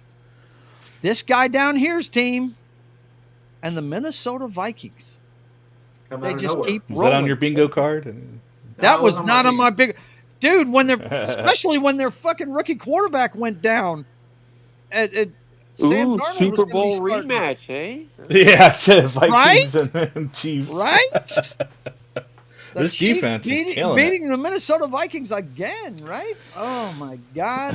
Now, I got to tell you guys, Danny was the biggest Minnesota Vikings fan when he was a kid. But he has not been on board with that team ever since they moved indoors. Tell him, Dan. No, I mean, they give up their home field advantage. And since they were – when they were at the old Met, they were in the playoffs. They were in Super Bowls. Once they went into the Dome, they haven't even sniffed the Super Bowl. So, yeah. Closest they came was in, what was it, 98, I believe, that 98 season, whenever Anderson misses the field goal. Right. The Atlanta Falcons got him and went on to get crushed by... No, the closest was the Brett Favre, and then he threw a pick, and then they changed the rules because of it. Against the Saints. And the Saints went on to win the Super Bowl. Yep. Yeah, they did have that chance, too. I forgot about that. They did. That's the 2... All because Brett Favre didn't want to just run out the clock. No, he wanted to throw it with less than 2 minutes to go, or whatever it was. Brett being Brett. That's it. Exactly. Backfired on him. Yeah. Okay, boys and girls, that's it for this week. Let me let you know what's going on with the channel. Of course, you know you're watching Pregame Party. We do this every Sunday morning at 10 a.m., 2 hours before kickoff of your early slate of games. And then Monday morning, tomorrow morning at 10 a.m. Central Time, I'll be on Pop Culture Minefields Network for The Keep on Military Monday. It's Halloween time, so he's doing horror movies with a military slant to them. So look forward to that at 10 a.m. Central Time on oh my God, brain fart. Pop Culture Minefields channel. And then It's Only Talk and Roll comes your way at 4 p.m. Central Time on That 70s Rock Fans channel. And this week he's going to be talking about the great tour that's going on that Das Wolfen went and saw in the last couple of weeks too. Priest and Sabaton are touring together, and he went to, was it Montana he went to? I think it was somewhere in the northern part of the United States. He went and saw Priest and Sabaton are touring together, and he's going to be breaking that down for us at 4 p.m. Central Time on It's Only Talk and Roll on That 70s Rock Fans channel. And then at 5 p.m. Central Time on a new day, it is The Brothers Hack the Matrix. We're going to do that before Monday Night Football starts going forward. At 5 p.m. Central Time on my channel, you can see everything that has to do with the clown show that is 2024, including the Diddy Files, a new segment we're going to be putting on, because there's been a lot of news on that. We haven't done a show in a month because all the traveling we're doing, and Danny's had some things at work going on, but we're going to fill you in on everything this Monday at 5 p.m. Central Time. The Brothers Hack the Matrix. Look forward to that. And then, of course, Tuesday, it's Papa Joe Gamer After Dark, video games, cocktails, and fails. And we get back to my playthrough of Brutal Legend. Jack Black back when he was cool. Part 7 of Brutal Legend this Tuesday at 10 p.m. Central Time on Papa Joe Gamer After Dark, video games, cocktails, and fails. And then, of course, my favorite show I do every week, the Hump Day Pop Culture Check-In with State of the Atmosphere. We got the Sweeney Spot. We got box office results for you. And we're going to have our review of the Joker movie. I was unenthused with that one. It had some good stuff in it, but my Lord, yeah, it's not anything near close to as good as the first one. So you guys look forward to our review on that. Knox saw it as well. We'll have our opinions on it. I think you did too, right, John? You went and saw it? I'm supposed to go this afternoon. You're supposed to go this afternoon. Okay. I'm not sure I'm going to now. After what I'm hearing. If you want, if you want my opinion, I would say save your money. That's just me though. But anyway, check it all out this Wednesday at 5:30 p.m. Central Time, when we give you everything you need to know in the pop culture sphere, including video games. We talk about them quite a bit too. We might have to do a segment on that this week. We haven't talked video games in a while. We need to see what's coming up this fall. By the way, guys, I'm getting a second PS5, so I won't be bitching so much about I'll actually be able to talk to you in my living room when I play on the big screen now. So yeah, I'm looking forward to that. My wife is using up her EVA points through work, and because she's going to lose them at the end of the year, and she saw it on the marketplace and decided to get me another one, including the Spider-Man 2 game. So I guess I'm going to have to get out Spider-Man and finish that one before I play this new one. But anyway, we'll talk about some video games and some other things on Wednesday at 5:30 p.m. Central Time.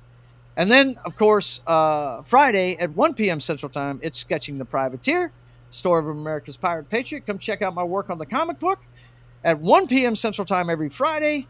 And then Friday at 8 p.m. Central Time, it is back to Pop Culture Minefields channel with our good friend Das Wolfen. Game night with John as he wraps up the final season of the Telltale series of The Walking Dead. He's been playing this one for a while, and I believe you're moving on to Fallout 3 after this? Well, yeah. What I'm doing is a mod called Tale of Two Wastelands. Tale of Two Wastelands. Start out in Fallout 3, you play through Fallout 3. At the end of Fallout 3 and the DLCs, then you take the same character and you start in Fallout 3. Okay, gotcha. Are you going to start a new character on it, or are you going to use the one you got? No, same character. Okay, dynamite. So we get to see some of the cool shit. All right, very cool. We'll look forward to that on Friday night at 8 p.m. weekly on Pop Culture Minefields channel with Game Night with John.